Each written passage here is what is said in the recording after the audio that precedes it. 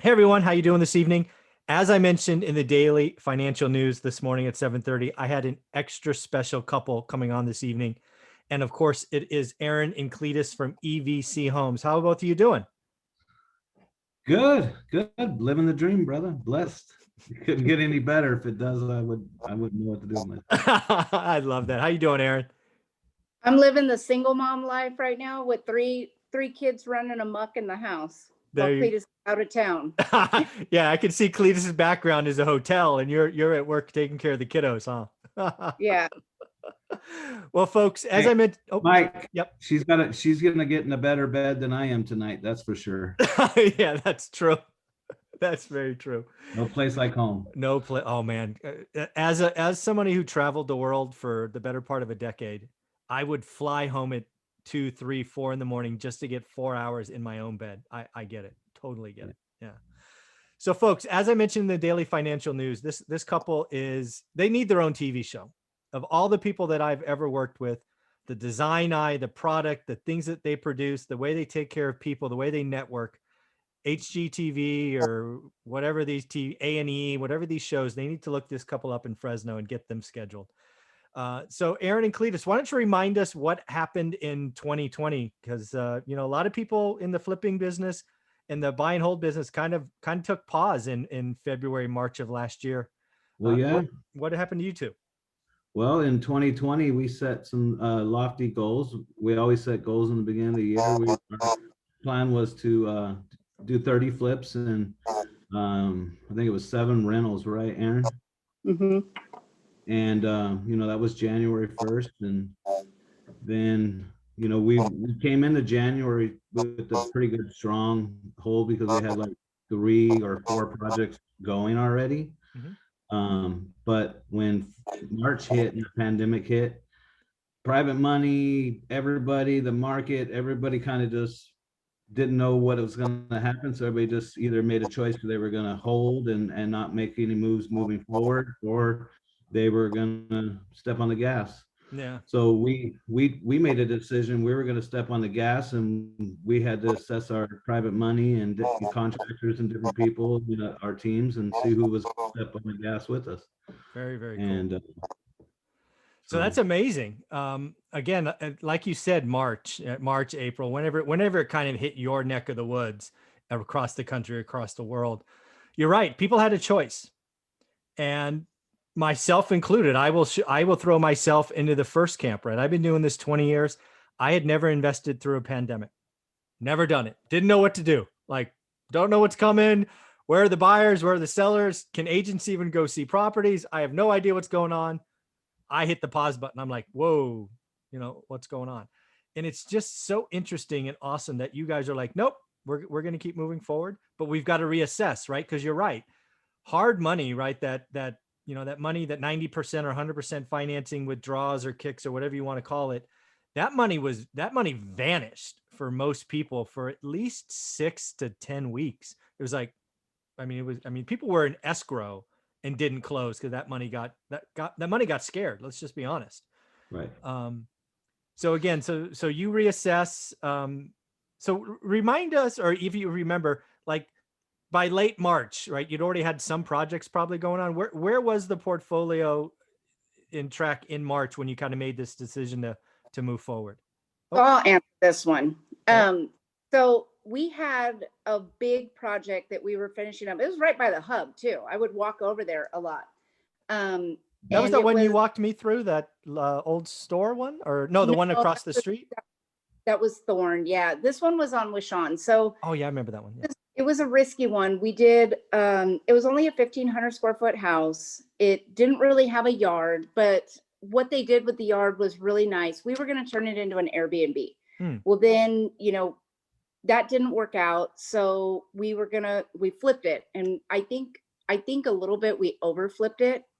It was gorgeous. It was so beautiful. I love this house. But it was only a 2-bedroom. And our buyer's pool shrunk. Yep. And then the pandemic hit. And then everybody's like, well, wait a minute. We don't know what we're doing. There was a bunch of people interested. They just didn't know what to do at that point in time. So it sat, and I'm not used to our houses sitting. I mean, we sell them within the first few days on market, and this one sat and sat and sat. And then we had another one that we put on the market and we didn't stage it. And that was a huge mistake. So we had to go back and stage that one and retake the pictures and put it back on the market. And by then, you know, the pandemic's kind of like everybody's getting a little antsy and going back out, and that one finally sold, and so did the other one. But I mean, it was like 2 houses hit right when the pandemic hit. So it was like, oh my gosh, what do we do? Hey, Mike. Yep. Those 2 houses Aaron's talking about, we lost our ass on both of them. We had to write a big check for the first time, but we still stepped on the gas and didn't look back. See, you have no idea. You guys are in the 1%. Maybe it's 2%. Most folks in that environment, the world is changing beneath you, and you suffer your first loss in an amazing track record. I mean, simply amazing. People would pay for it.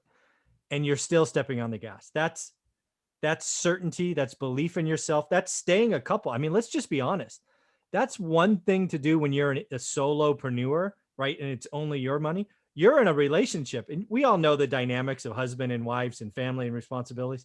That could have very easily become a sore spot. And I've never got any of that from either of you. You're in it together, ride or die. You know, hand in hand, you just keep moving forward. It's frankly inspiring. Thank you. Thank you.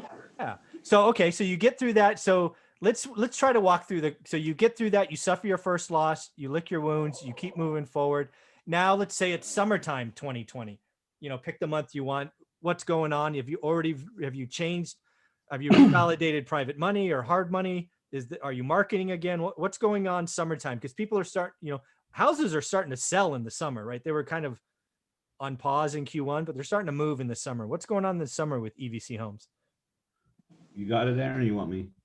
I'm actually looking in our Dropbox to refresh my memory.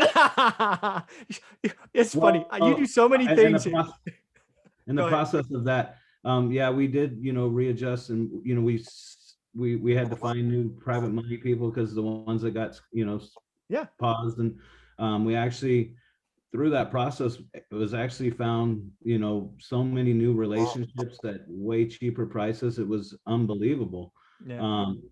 Actually, you know, we flipped 14 homes last year, you know, flipped them and sold them. But we had our best financial year ever. Nice. Even after a $41,000 loss on 2 houses. I just want people to hear that again. In the middle of a pandemic, or I guess, in the middle of a pandemic, suffered their first losses, changed money sources, which would freak most people out. They had their best year together because they stepped on the gas. And I want to hit one more thing. And this came out from your first interview or second interview, both your interviews solo together on this channel. You guys network. You guys, you are the best example of a relationship business. I don't even think you guys do direct mail, right? Nope. It's all relationships. All relationships. Yeah. Every deal we get comes from a relationship. We do zero marketing on dollars. See, people need to hear that. I truly believe probably the next 3 to 5 years, that is going to be the main source. I do believe direct mail had its day when we're coming out of the 2010 crash and people are licking their wounds and you don't know what you got and everything's on sale. Then there was a time where direct mail made sense and was uber profitable. Now it's relationships. And now we're going to show our puppies. So this is Jimbo. Aaron, who do you have there? Oliver. He's a mama's boy. Oliver, how are you, buddy? He's me and him are the only guys in the house. So we're outnumbered by Aaron and 2 other female dogs. It's 3-2. 3-2. Hey, I know where we could get another male Frenchie. You want a 4th? She really doesn't. He would divorce me. That would be the final straw. That's not good. She wouldn't do it. Yeah. So you did 14 flips last year. Is that what we were saying? Yeah. Actually, we did 15. I just counted. Okay, 15 flips. Very, very cool. And you had your best financial year in a pandemic. I mean, That's just amazing. So let's wrap up 2020 because I really want to talk about 2021 because you guys are on fire. So networking is key. You got Yep. cheaper money, probably Yep. access. I'll say access to better money if that makes any Yeah. sense, right? Whatever. You now have multiple pools. Yep. You've always had rock star teams doing the work. I mean, just look at the finished product. We were lucky enough to share some on the channel. What other kind of things that you would say would be keys to what 2020? Because 2020 kicked a lot of people in the teeth, and you guys just survived and conquered. I think we leveled up. I think that Thorn property you were talking about kind of set us at a new bar. Yeah, it was amazing. But you should see what the guys did to it after they moved in. Oh my gosh, it looks really cool. They really modernized it in there. All right. But anyway, yeah. So I think we're at another level now. So now we're getting a lot higher end homes. Yeah. You know, we have one that's finishing up in Old Fig. That one's going to be gorgeous. We have one on Christmas Tree Lane, right on Van. I want to get video of that one. I've already asked and you guys said no, so I'm going to ask again publicly. I want to get video of what that looks like. Just one video before and then maybe one after, because that Christmas Tree Lane one that's going to be gorgeous to see the evolution. I think Cletus has something in the works with video. I'll tell you what I'm going to do. I have a professional guy going to do the video before and after. I will give you the copy of it to share. Thank you. I appreciate that. So you guys are up leveling the game.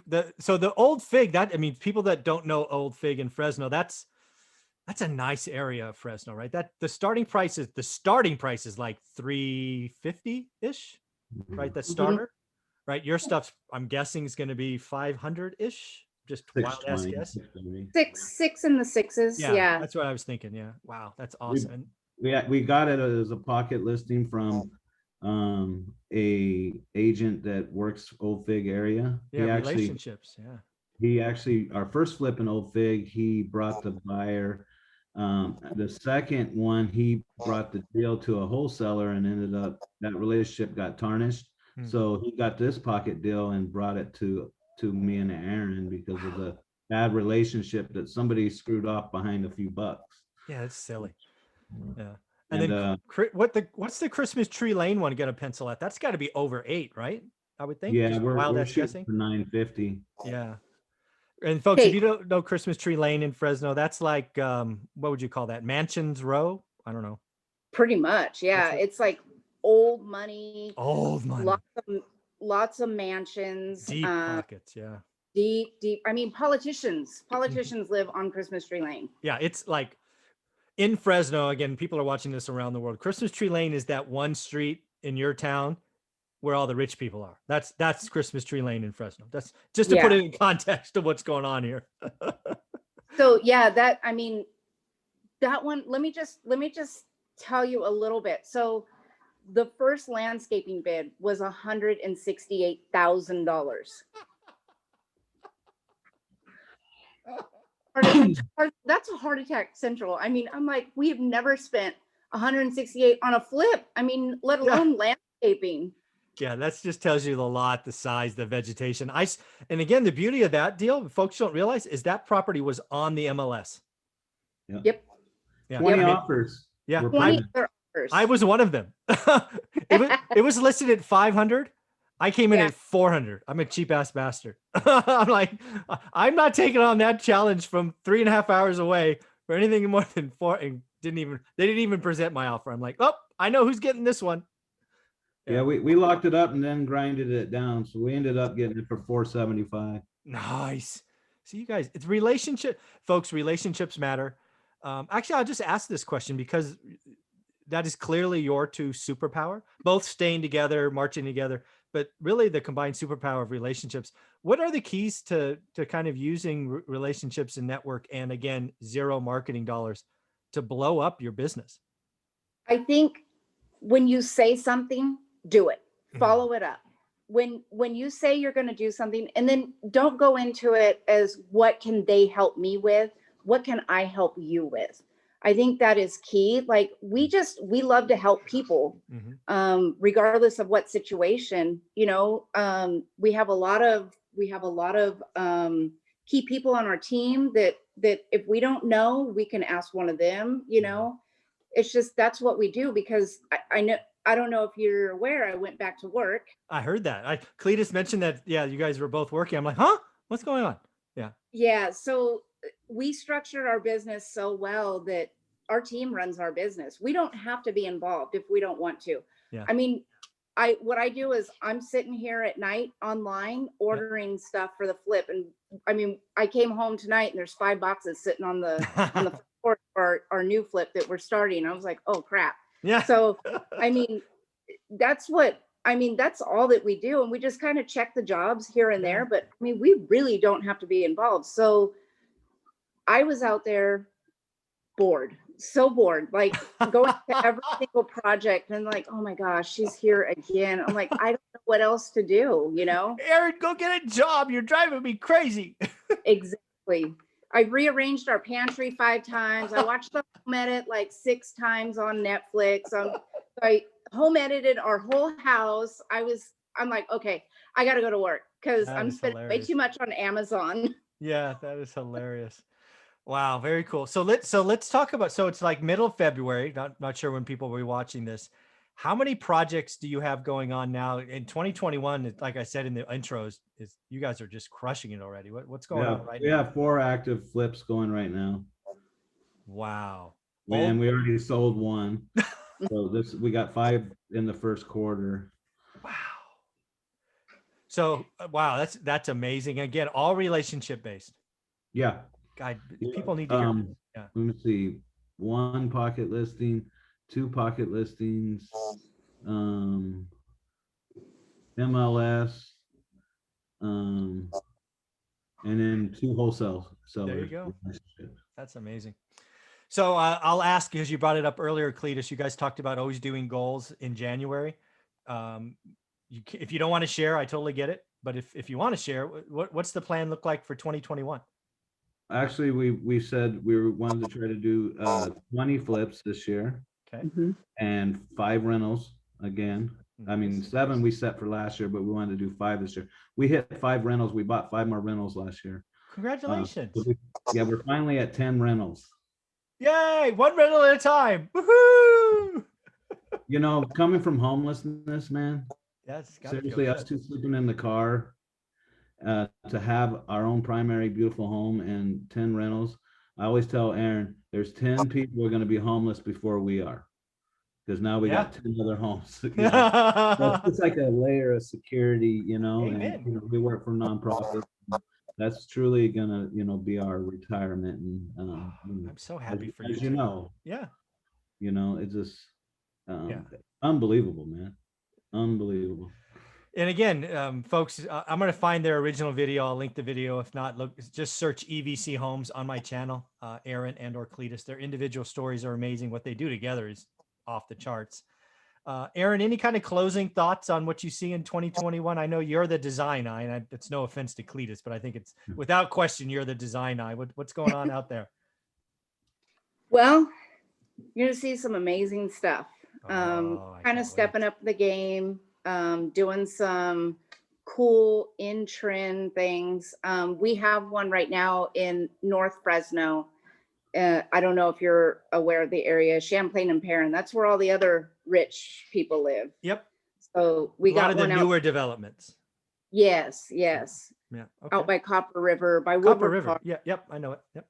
Okay, so we have one out there, and oh my gosh, the master, but and the house is not that bad. It's just very dated, but it was well kept. So just so I know, when you say I know that area to be relatively newer homes. I mean, like an old home out there is like 30 years, right?